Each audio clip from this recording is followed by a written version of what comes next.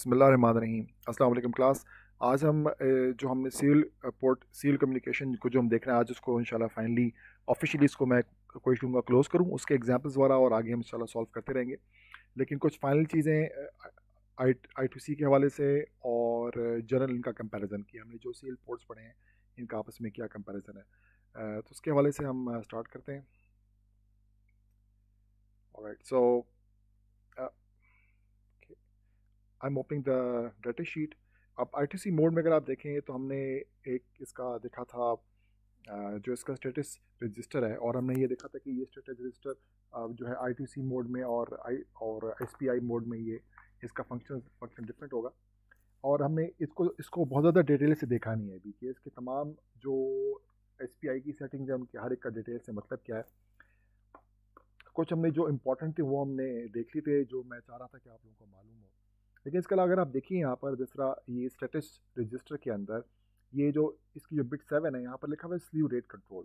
ये slew rate क्या होता है, और आप इसकी बिट 6 देखिए एस एम बस सेलेक्ट। इसका आपको जनरल आइडिया होना चाहिए कि मकसद क्या है, और ये जनरल आइडिया आप कैसे हासिल करेंगे। ये आप देखें, हम जाते हैं शेख गूगल से पूछेंगे, ठीक है। हम यहाँ पर लिखते हैं slew rate control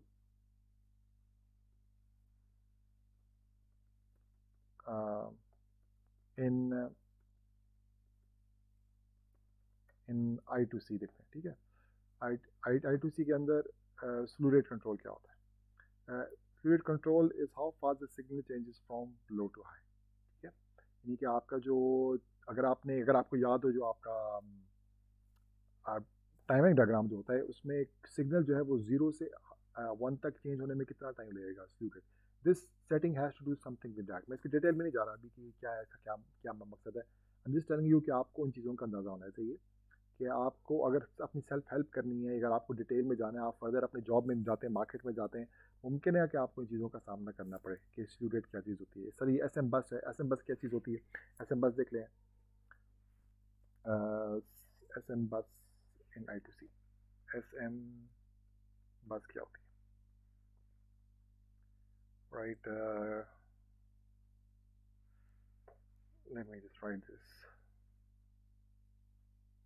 SMBus is a two-wire communication protocol that was developed to support lightweight communication between low bandwidth devices. SMBus system with each device assigned unique device addressing is familiar addressing system using I2C. तो I2C से मिलता जुलता एक system होता है जो कि I2C के ऊपर बिल्ड किया गया है, ठीक है। तो आप समझेंगे उसका सबसेट कह सकते हैं। SMBus is a subset of I2C protocol. अब इसमें आपको बहुत सारे आर्टिकल्स मिल जाएंगे जिसमें इनकी डिफरेंसेस के बारे में बात की कि I2C और एसएम बस में क्या फ़र्क है। बेसिकली जनरली ये है कि एसएम बस में आपके पास एक से ज़्यादा मास्टर्स हो सकते हैं, जो कि कभी एक मास्टर बनेगा, कभी दूसरा बनेगा। अगर एक से ज़्यादा मास्टर होंगे तो ये एक बात याद रखिएगा, जब आपकी एक ही बस जो है वो एक से ज़्यादा डिवाइसेस शेयर कर रही हैं, ठीक है। हमारे पास अभी जब हमने I2C को देखा है तो I2C की जो हम इसकी जो अगर हम टाइमिंग डायग्राम देखें तो इसमें तमाम की तमाम कम्युनिकेशन जो है वो मास्टर के कंट्रोल में है। ये मास्टर ही स्टार्ट करता है, स्टार्ट भी मास्टर करता है, स्टॉप भी मास्टर करता है। तो इसमें आर्बिट्रेशन की कोई ज़रूरत नहीं है, यानी कि ये कोई फैसला करने की ज़रूरत नहीं है कि अभी कंट्रोल किसके पास होगा। कंट्रोल हमेशा मास्टर के पास होता है। लेकिन अगर आपके पास उसी लाइन के ऊपर मल्टीपल मास्टर्स आ जाएंगे तो फिर कोई आर्बिट्रेशन का कोई तरीकाकार होना चाहिए। इनको कैसे फैसला करेगा कि अब बारी किसकी है कम्युनिकेशन की, ठीक। उसको कहते हैं आर्बिट्रेशन। तो जब आप इस बसेस पढ़ेंगे तो आपको आर्बिट्रेशन के बारे में भी पढ़ना और सुनना पड़ेगा, ठीक है। तो इसका कहने का मकसद सिर्फ ये था कि आप यू शुड बी अवेयर कि जो कुछ आपने पढ़ा है उससे ज़्यादा मालूमात और इन्फॉर्मेशन मौजूद है इन्हीं डिवाइसेस और इन्हीं प्रोटोकॉल्स के हवाले से जिसको हमने भी डिटेल से नहीं देखा, ठीक है। क्योंकि ये हमारा अभी प्राइमरी इसका मकसद था कि आपको उसमें कॉन्फिडेंस आ जाए, आपको इस्तेमाल करना आ जाए। इसकी डिटेल में जब आप एडवांस कोर्सेज में जाएंगे तो maybe you will need to use the detail features of this. अच्छा, एक तो ये चीज़ थी जो मैंने आपसे शेयर करनी थी, और दूसरी late me just open the data sheet. Okay. अच्छा, अब दूसरी चीज़ ये कि अब ये जो हमने तमाम के तमाम कम्युनिकेशन प्रोटोकॉल्स पढ़ लिए हैं, हमने भी रिसेंटली देखा, हमने स्टार्ट किया था यूआर्ट से। हमने यूआर्ट के बाद यूआर्ट ये है यहाँ पर यूआर्ट और यूएसएआर्ट। यू आर्ट के बाद हमने एस पी आई देखा और एस पी आई के बाद हमने आई टू सी देखा। तो हम इनमें फ़र्क क्या है, इन तीनों को इंट्रोड्यूस कराने का मकसद क्या है, सब लोग एक ही से कम्युनिकेट क्यों नहीं कर लेते। तो इसमें से डिफरेंट इसके एडवांटेजेस डिसएडवांटेजेस आपको बहुत सारे मिल जाएंगे। आप सिर्फ जाके नेट पे सर्च कर लें, मतलब कि UART versus S P I versus I two C, ठीक है। बहुत ये तीनों बहुत फेमस हैं। तो आप तीनों में ये देखें, आपको इन्हीं के, मैंने भी इसमें से काफ़ी सारे देखे आर्टिकल, कि आपको इन तीनों का कंपैरिजन आपको बहुत सारे मिल जाएंगे। सब लोगों ने अपने अपने कंपैरिजन बनाए हुए हैं। मैं आपको एक छोटा सा कंपैरिजन दिखा देता हूँ जो कि मुझे अच्छा लगा था, क्योंकि उसमें उसने मेजर बातें की हुई हैं और कुछ ऐसी चीज़ें जो कि यहाँ पर नहीं लिखी है मैं आपसे मेंशन कर दूंगा। तो ये ऐसी मैंने जो गूगल सर्च में कुछ आर्टिकल मेरे पास आया, उसमें से एक ये भी आ गया। तो ये तीनों का उन्होंने कंपैरिजन किया है और ये बताया कि सबसे स्लोएस्ट और फास्टेस्ट, यानी कि सबसे स्लोएस्ट यू आर्ट है, उसके बाद आई टू सी और एस पी आई, यानी कि S P I is the fastest, ठीक है। और अच्छा, मैंने आपको शायद बताया नहीं कि आई टू सी से बनता है कि आई टू सी इज़ आई आई सी, यानी इंटर इंटीग्रेटेड सर्किट कम्युनिकेशन, ठीक है। दो दो इंटर इंटीग्रेटेड सर्किट यहाँ पर, बल्कि आई टू सी यहाँ पर देख लेते हैं, मैं आपको गलत नहीं बताना चाह रहा। I two C is inter integrated circuit, ठीक है, ठीक बताता। I inter integrated circuit communication है। और और देख लेते हैं इसमें। तो यू आर्ट का comparison speed, UART is slow, I two C is faster but not as fast as S P I, ठीक है। इसमें इसके ऑलमोस्ट डबल इन्होंने बताया, इसका डेटा रेट ऑलमोस्ट डबल भी हो सकता है। Number of devices, I2C is the easiest of the three protocol for chaining multiple devices, ठीक है। I2C में आप अगर आपको याद हो, हमने I2C में देखा था कि इसमें एक तो ये डिवाइसेस बहुत सारी आप कनेक्ट कर सकते हैं, दूसरे कि इसमें सॉफ्टवेयर एड्रेस डिकोडिंग होती है, यानी कि आपके पास उसी लाइन के ऊपर आप बहुत सारी डिवाइसेस जो एड्रेस, तमाम की तमाम डिवाइसेस एड्रेस को रिसीव करती हैं। ये जो एड्रेस हम देख रहे हैं यहाँ पर, ये एड्रेस तमाम स्लेव डिवाइस के पास जाएगा, वो उसको सॉफ्टवेयर में इसको वहाँ पर डिकोड करेंगे और तब पता चलेगा कि एक्चुअली में कम्युनिकेशन किससे हो रही है। S P I on the other hand, अगर आपको याद हो, एस पी आई जो है वो हर डिवाइस के साथ अलग अलग जो है वो उसकी जो चिप सेलेक्ट जो होती है वो इस्तेमाल की जाती है, ठीक है। तो उसमें ये हार्ड एस पी आई में हार्डवेयर डिकोडिंग है और आई टी सी में सॉफ्टवेयर डिकोडिंग है, ठीक है। तो ये इस हवाले से हमने कहा है कि I2C is the easiest of the three protocol for chaining multiple devices. ज़्यादा डिवाइसेस लगानी है तो उसमें सबसे बेहतर I2C है। I2C supports multiple masters and slaves, it enables up to 127 devices. ये मैंने आपसे क्लास में कहा था 112, तो इसको भी मैंने कंफर्म करने के लिए मैंने कहा डिफरेंट जगह पे देखा और डिफरेंट जगहों पे डिफरेंट लोगों ने लिखे हुए हैं, क्योंकि इनकी कुछ उसके रिजर्व एड्रेस हैं। ये मैंने विकीपीडिया में खोला तो आपको दिखाता है, विकीपीडिया ने इसको कुछ और बताया, विकीपीडिया ने भी यहाँ पर एड्रेसिंग के बारे में बताया था, मैंने उसको आगे पीछे कर दिया। ओके, ये रहा। ओके, यहाँ पर ये कह रहे हैं कि अनरिजर्व जो है वो 107 है, ठीक है। इसका नहीं 107 अनरिजर्व, मैंने आपको 112 बताया था। और अगर आप यहाँ पर भी देख लें, कहीं यहाँ पर भी मैंने देखा था, ये देखिए यहाँ पर ये कह रहे हैं 128। तो बहरहाल 100 से तो ऊपर ही है। कुछ जगहों के ऊपर मैंने देखा कि वो कम भी शो करे थे, लेकिन हमारा इतना बड़ा इससे कोई कंसर्न नहीं है, क्योंकि मैंने नहीं देखा कि किसी को एक माइक्रो कंट्रोलर के साथ कितनी डिवाइसेस आप निकालेंगे, 2 4 6 8 से ज़्यादा तो हाईली अनलाइकली, सही। तो बेसिकली I2C में आप मल्टीपल डिवाइसेस लगा सकते हैं और उसमें सॉफ्टवेयर डिकोडिंग होती है, इसलिए आपकी पिन्स बच जाती हैं। SPI में जो है क्या लिखा, on the other hand SPI gets hairy beyond two devices because select line signal is required for each device, ठीक है। तो ये इसका ऑब्वियस मसला है, SPI इज वेरी फास्ट, लेकिन जितने भी आप डिवाइसेस ऐड करेंगे उतनी आपको सेलेक्ट लाइन्स अपने माइक्रो कंट्रोलर की ज़ाया करनी पड़ेंगी। तो ये एक बात होगी SPI और I2C का comparison. UART can only handle 2 devices, यानी कि वो 2 डिवाइसेस के बीच में कम्युनिकेशन होती है, इसमें कोई एड्रेसिंग का कोई तरीका नहीं है, एक वक्त में 2 डिवाइसेस ही आपस में कम्युनिकेट करेंगे, ठीक है।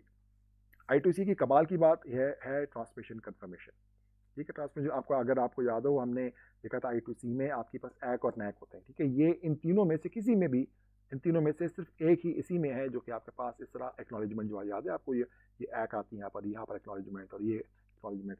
तो ये एक्नॉलेजमेंट जो है ना, ये सिर्फ और सिर्फ I2C में है। तो ये इसकी बहुत कमाल का फीचर है I2C का। It shows that the data was sent was to the slave device was actually received, ठीक है। स्लेव अपना हाथ खड़ा करके बताता है कि भाई मुझे डाटा मिल गया है, ठीक है। वो पूछता है कि मैंने डाटा भेजा, जो है I2C का स्लेव जो कहता है हाँ भाई मिल गया मुझे डाटा। तो this is an amazing feature जो कि I2C के अंदर मौजूद है। I2C यूज ओनली 2 वायर्स, ये भी उसका बहुत बड़ा फायदा है।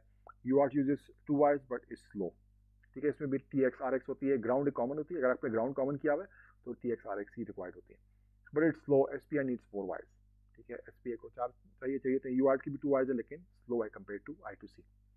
Popularity I2C is well known and widely used. I2C has a formal standard while SPI does not. अच्छा ये भी बड़े इसमें डिफरेंस की चीज़ है, वो एक तो है कि UART भी बहुत फेमस है, लेकिन UART पुराना है क्योंकि, और आपको पुरानी डिवाइसेस में आपको I2C और SPI नहीं मिलेगा, पुरानी डिवाइस में आपको UART मिलेगा। लेकिन बहरहाल I2C जो है वो इस आर्टिकल के मुताबिक ज़्यादा पॉपुलर है, और उसका स्टैंडर्डाइज्ड फॉर्मेट है। स्टैंडर्डाइज फॉर्मेट का क्या मतलब, हमने देखा कि I2C का एक स्टैंडर्ड तरीका है कि उसको पता है कि स्टार्ट बिट कौन सी होगी, फिर स्टॉप बिट होगी, जो स्टार्ट सीक्वेंस है उसमें स्टॉप बिट नहीं होती, स्टार्ट सीक्वेंस है, फिर उसके बाद एक्नॉलेजमेंट, फिर रीड राइट का एक जगह आएगी, फिर एक्नॉलेजमेंट होगा, ये पूरा एक इसका सीक्वेंस सेट है। और जहाँ पर भी आपने I2C कम्युनिकेशन करनी है, चाहे वो आप किसी भी मैन्युफैक्चरर की I2C का अगर आप डाटा शीट उठाएंगे या उसको कोई ऐसी डिवाइस उठाएंगे जो कि I2C में कम्युनिकेट करती है, तो यही प्रोटोकॉल फॉलो करेगा। तो बहुत आसानी है, आपको परेशान होने की जरूरत नहीं कि भाई आपने चाइना से कोई आईसी उठाई है, आपने कोई अमेरिकन को फेयरचाइल्ड सेमी की उठाई है, कि आपने कोई फिलिप्स सेमी कंडक्टर की उठाई है, कि आपने कोई चाइना से उठाई है, अगर उसमें ये मेंशन्ड है कि I2C सपोर्ट करता है तो उसका यही प्रोटोकॉल होगा। तो इसके लिए बहुत आसानी कि एक स्टैंडर्ड प्रोटोकॉल फॉलो करता है। एसपीआई को अगर आपको याद हो, एसपीआई वो सिर्फ डाटा ट्रांसफर करता है, उसकी कोई स्टार्ट स्टॉप बिट नहीं होती। और जो डिवाइसेस है ना, आप अगर आपने लेट से कोई डिवाइस है, अगर आप देखते हैं कि कोई ईस्टर्पी रोम है या कोई एलसीडी है जो कि एसपीआई कम्युनिकेशन इस्तेमाल करती है, तो आपको उसकी डाटा शीट खोल के देखना पड़ेगा कि भाई ये एसपीआई में पहले कौन सी बाइट भेजेगा, फिर कौन सी बाइट भेजेगा, फिर क्या होगा, क्या उसका जो प्रोटोकॉल है वो बहुत सारे हैं, और वो जो मैन्युफैक्चरर है वो डिफाइन करेगा कि कम्युनिकेशन जो है वो उसमें कम्युनिकेशन प्रोटोकॉल क्या फॉलो होगा, पहले क्या कौन सी बाइट भेजी जाएगी, उसके बाद क्या भेजा जाएगा, कैसे पता चलेगा कि डाटा स्टार्ट हो रहा है, ओके ये भी पहली बाइट है या आखिरी बाइट है, इसका कोई सेट प्रोटोकॉल मौजूद नहीं है। ठीक है, तो फॉर्मल स्टैंडर्ड प्रोटोकॉल एसपीआई का नहीं मौजूद है, तो ये इसका एसपीआई का नुकसान। लेकिन एसपीआई का फायदा हमने क्या देखा था पहले, इट्स वेरी वेरी फास्ट, इन तमाम तीनों में से सबसे ज़्यादा तेज़ जो है वो एसपीआई, तो ये इसका फ़ायदा है। ओके, और हमने देखा पॉपुलैरिटी देख लिया, number of wires, okay, price, I2C is cheaper to implement than SPI communication protocol। ये मुझे समझ में नहीं आया क्यों, क्योंकि मुमकिन है हार्डवेयर की वजह से, लेकिन I am not very sure, ये this is something that I just read and understood, I am not very sure कि इसकी वजह क्या है। So this is something which we can leave for further discussion later on. I2C has less noise, obviously क्योंकि I2C में इतने checks हैं, इतने स्टैंडर्ड प्रोटोकॉल है कि इसमें चांसेस कम है एरर के, तो this is an advantage of I2C। Distance, I2C can send data over greater distance than SPI. SPI is really limited to short distance communication।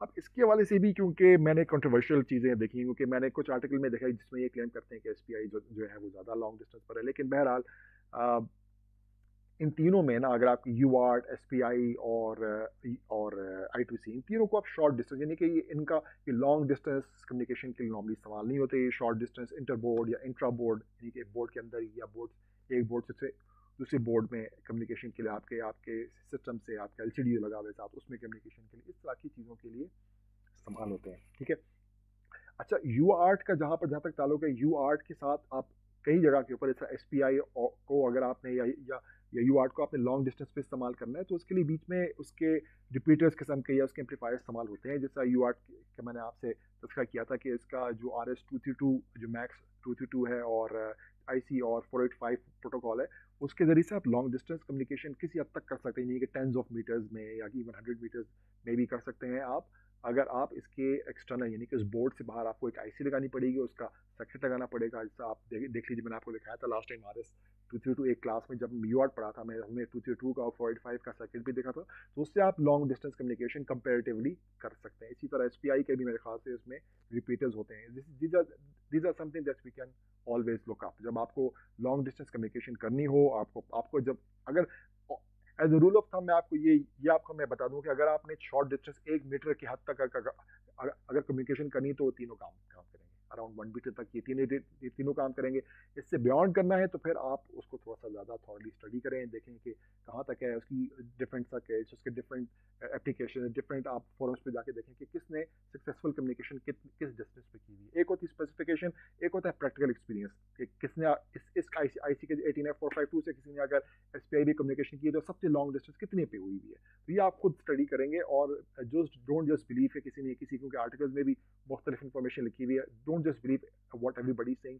ज़्यादा आपको ऑथेंटिक इन्फॉर्मेशन फोरम्स के ऊपर मिलेगी। जिस तरह मैं आपको बता दूँ, फोरम एक बड़ा मशहूर, जो अगर आप इंटरेस्टेड हैं टेक्निकल फोरम में, तो ईडीए बोर्ड माइक्रो कंट्रोलर्स वगैरह के लिए एक अच्छा फोरम है। इसके अलावा अपना माइक्रोचिप का अपना फोरम है, एंड माइक्रो सी का अपना फोरम है। तो आपको इस किस्म के फोरम्स मिल जाएंगे, वहाँ पर आप सवाल पूछें तो आपको बेहतर जो है वो गाइडेंस मिलेगी। जब तक ये खुल रहा है, let me just go back to this. Okay, तो ये हो गया, ये हमने देख लिया। तो इसके अलावा कुछ और चीज़ें हैं जो कि यहाँ पर मेंशन नहीं है। एक तो ये कि I2C जो है ना, अगर आपने देखा I2C अगर आपको खुद इंप्लीमेंट करना पड़ जाए ना, अगर आपको लेट से अगर आप FPGA में या ASIC में अपना डिज़ाइन बना रहे हैं, तो I2C का जो आर्किटेक्चर हमने खुद देखा कि इसका काफ़ी कॉम्प्लिकेटेड है, कि उसमें उसकी सेटिंग्स काफ़ी कॉम्प्लिकेटेड हैं, उसका टाइमिंग डायग्राम काफ़ी कॉम्प्लिकेटेड है। मतलब कंपेयर टू अगर आप SPI करें, तो SPI तो बिल्कुल स्ट्रेट फॉरवर्ड है, उसको चिप सेलेक्ट करो, डाटा भेज दो। तो इसलिए अगर इसको इम्प्लीमेंट करना पड़ जाए आपको, तो ये एक थोड़ा सा ज़्यादा कम्प्लेक्स है, ठीक है। और अच्छा, इसमें और क्या है इसमें?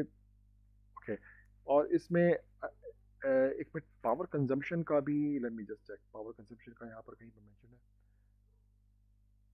राइट? वो हम देख लेते हैं पावर कंजम्पशन, बल्कि वी कैन इफ यू, बल्कि रिमाइंड, बल्कि यहाँ पर हम देख लेते हैं power consumption I2C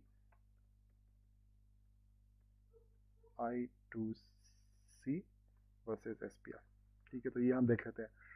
If you're designing battery operated or solar power system, power consumption must be minimized. I2C devices generally consume more power than SPI.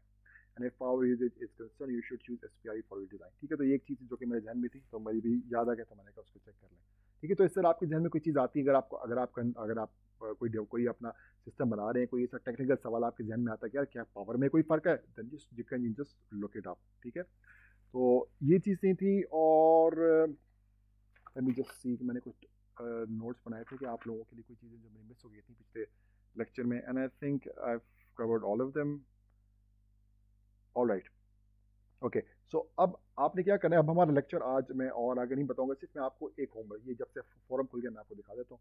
तो एरिया बोर्ड फोरम है, आप यहाँ पर सवाल लिखे हैं, तो आपको बहुत सारे इसमें टेक्निकल जो सारे के सारे इंजीनियर्स हैं इसमें बैठे हुए हैं, और इसमें डेवलपर्स बैठे हुए हैं। वो आपको अपने एक्सपीरियंसेस से आपको जवाब देंगे, बहुत सारे आपको जवाब पहले से मिल जाएंगे जो उन्होंने जो पूछे हुए हैं। तो इस तरह के फोरम ज्वाइन करेंगे, यहाँ पर सवाल पूछेंगे, तो आपको ज़्यादा बेहतर गाइडेंस मिल सकती है, ठीक है। ओके, तो एक चीज़ मैं आपको दिखाना चाह रहा था, वो ये कि हमने जो लास्ट टाइम हमने I2C का जो हमने कोड लिखा था, वो आपके सामने मैं खोल रहा हूँ, देखें I2C हमने कोड लिखा था। यहाँ पर हमने देखा था कि आप जो डाटा को रीड कर रहे हैं, ठीक है, जो हमने रियल टाइम क्लॉक लगाई हुई है, रियल टाइम क्लॉक से हम डाटा को रीड करें, उसको मैं जो डिस्प्ले हो रहा था, वो सिर्फ इसके जो हमने डिबगर है उसमें डिस्प्ले हो रहा था, वो हम इसको कहीं इस्तेमाल नहीं कर रहे थे। तो आपका एक होमवर्क है, ठीक है, ये असाइनमेंट नहीं है अभी फ़िलहाल, मे बी मैं उसको असाइनमेंट का स्टेटस दे दूँ बाद में, लेकिन फ़िलहाल is just an homework. Homework का मतलब आप ट्राई करें, उसको अटैम्प्ट करें, कोई मसला हो तो मुझसे पूछें। अभी हम क्या कर रहे हैं कि इस कोड में हम सिर्फ इसको रीड कर रहे हैं और बस स्टॉप कर रहे हैं, ठीक है। तमाम डाटा रीड कर रहे हैं, उसको मॉनिटर करने के लिए मैंने डिबगर लगाया हुआ था। अब आप इसको किसी वेरिएबल में सेव करें, इसको वेरिएबल में सेव करें, और फिर उसको LCD में डिस्प्ले करें, ठीक है। यहाँ पर जो आपको LCD लगी हुई है, LCD लगाएं और LCD में डिस्प्ले करें। आप एक लाइन में टाइम डिस्प्ले कर सकते हैं और एक लाइन में डेट डिस्प्ले कर सकते हैं, और डेट के साथ अपने डे भी डिस्प्ले करना है, ठीक है। बल्कि मैं आपको उसको चला के दिखा दूँ कि अगर जस्ट टू रिमाइंड यू कि आपके पास इसमें डे भी आता है, तो आपका जब ये चलेगा, तो पॉज करते हैं यहाँ पर, तो आपके पास ये देखें जो 3 आ रहा था यहाँ पर, ठीक है, कि third day of the week यहाँ पर। तो ये डे की वजह से आप यहाँ पर एक केस स्टेटमेंट लगा सकते हैं। अच्छा, एक मिनट है, लेट मी जस्ट, मैं सिर्फ आपको प्रोसीजर में गाइड कर देता हूँ, बाकी आपने खुद करना होगा, ठीक है। ये मैं ऐसा करता हूँ, देखें ये SPI तो आपने देख लिया कोड। अगर आप पुराना भूल गए, लेट से मैं पुराना कोड खोलता हूँ, लेट मी जस्ट ओपन ये LCD ADC, ठीक है। LCD ADC में मुझे पता है कि LCD इस्तेमाल हुआ था। तो LCD का मैं क्या करूँगा, अगर मैंने ये काम करना हो, जो मेरा काम करना हो, तो मैं रादर देन कि मैं इसको दोबारा टाइप करूँ, मैं यहाँ से कॉपी पेस्ट कर लूँगा, ये सारी डेफिनेशन जो है ये कॉपी पेस्ट कर लूँगा, और फिर देख लूँगा कि LCD को इनिशियलाइज करने के लिए क्या होता है। बस ये मुझे पता चल गया, ये LCD को इनिशियलाइज करने के लिए होता है, और LCD के कौन से कॉलम में और कौन सी रो में क्या टेक्स्ट डालना है, वो बस इतना सा काम होता है, ठीक है। यहाँ से मैंने इसको यहाँ से जो टाइप चीज़ें में चाहिए यहाँ से कॉपी करूँगा, अपनी SPI में यहाँ पर कोड में पेस्ट कर दूँगा, तो मेरे पास LCD ऑपरेशन हो जाएगा। फिर मैंने क्या करूँगा, अब मैंने देख लिया कि अच्छा मेरे पास क्या क्या चीज़ें आ रही हैं, मैंने यहाँ पर देख लिया मेरे पास जो है वो टाइम आ रहा है और डेट आ रहा है। तो आप इस तरह ये जो डिस्प्ले जैसे यहाँ पर हो रहा है कि ये टाइम है और ये डेट है, क्या आप अपने एलसीडी में डिस्प्ले कर सकते हैं? यहाँ पर इस तरह आ जाए। और बल्कि एक चीज़ यहाँ पर इन्फॉर्मेशन मिसिंग है कि ये इसमें डे डे की इन्फॉर्मेशन नहीं है। तो डे की इन्फॉर्मेशन आप यहाँ से देख करके ये 3 आ रहा है, इसको जो आप इसको भी आप किसी वेरिएबल में सेव आपने किया हुआ होगा, तो उसके हिसाब से आप कोई केस स्टेटमेंट लगा सकते हैं। आप केस स्टेटमेंट कैसे लगती है, केस स्टेटमेंट आप देख लें, लेट से मैं अज्यूम करता हूँ, लेट से मैं भूल गया कि केस स्टेटमेंट कैसे लगती है। ठीक है, केस स्टेटमेंट कैसे लगती है, तो मैं यहाँ पर मैंने इसकी हेल्प खोली माइक्रो सी की, यहाँ पर मैंने लिखा स्विच, स्विच केस स्टेटमेंट। तो ये यहाँ पर स्विच स्टेटमेंट आ गई। स्विच स्टेटमेंट यहाँ पर देखें, स्विच आई और इस तरह के ये इस तरह के केस केस स्टेटमेंट आ जाएगी। इसको मैंने यहाँ से कॉपी किया, वहाँ पर लेकर लेकर गया और यहाँ पर मैंने लगा लिया उस वेरिएबल के ऊपर जिसमें डे सेव होता है। ठीक है, ये वेरिएबल है ना जिसमें डे सेव, ये जो 3 यहाँ पर सेव होगा, ये कोई कोई वेरिएबल होगा, आप उसको नाम दे दें, डे इसको दे दें, इसको नाम दे दें, उसको उसको यहाँ पर आप स्विच स्टेटमेंट में डाल दें कि जब स्विच डे कि जब डे 1 हो तो एक एक करेक्टर लेने उसकी वैल्यू कर दें सैटरडे एस कर दें, फिर संडे कर दें एस यू कर दें, कोई दो दो करेक्टर ले लें, एस यू कर दें, एम ओ के लिए मंडे के लिए एम ओ कर दें। तो वो करेक्टर केस स्टेटमेंट के जरिए से आप यहाँ पर सेव कर सकते हैं। मैं आपको हिंट दे रहा हूँ, ये मुमकिन है कि मैं आपको असाइनमेंट दे दूँ या मुमकिन है आपके पेपर में आ जाए। सो बी मैं आपको जो होमवर्क दे रहा हूँ, so take them seriously, okay. तो अ, आप उससे आपके पास स्क्रीन पे इवेंचुअली क्या आना चाहिए कि आपके पास स्क्रीन पे यहाँ पर ये भी लिखा हुआ कि अभी टाइम क्या है, और ये भी लिखा हो कि अभी डेट क्या है, और आखिर में इसके अलावा डे भी लिखा हुआ हो। यानी कि अगर सैटरडे के लिए एस ए लिखा हुआ, संडे के लिए एस यू लिखा हुआ, मंडे के लिए एम ओ लिखा हो, इसी तरह। ठीक है, 2 डिजिट के दो करेक्टर में आपके पास डे भी यहाँ पर आप स्क्रीन स्पेस को आप यूटिलाइज करें, और आपके पास यहाँ पर स्क्रीन के ऊपर टाइम और डेट और डे आपके पास लिखा हुआ आ रहा हो। ठीक है, तो ये आपका होमवर्क है, ये आपने ज़रूर करना है। और फिर इसको देखेंगे, then we can maybe upgraded to a better task. इसको हम किसी और स्टेटस इसको कोई और दे सकते हैं फर्दर। तो आज की क्लास के लिए इतनी, आज मैं क्लास को इतना ही यहीं पर ख़त्म करूँगा। हमारा फॉर्मली सीरियल पोर्ट की तमाम कम्युनिकेशन हमारा फॉर्मली ख़त्म हो गया है। अभी हम इनको इंशाल्लाह फर्दर करेंगे इंशाल्लाह, लेकिन हम प्रोजेक्ट्स की फॉर्म में या डिफरेंट एग्जांपल्स की फॉर्म में इंशाल्लाह हम S P I I two C और यू आर्ट को मुमकिन है आगे भी इस्तेमाल करते रहें। So this was it for today's class. Thank you very much for coming. See you next week. Assalamu alaikum wa rahmatullah.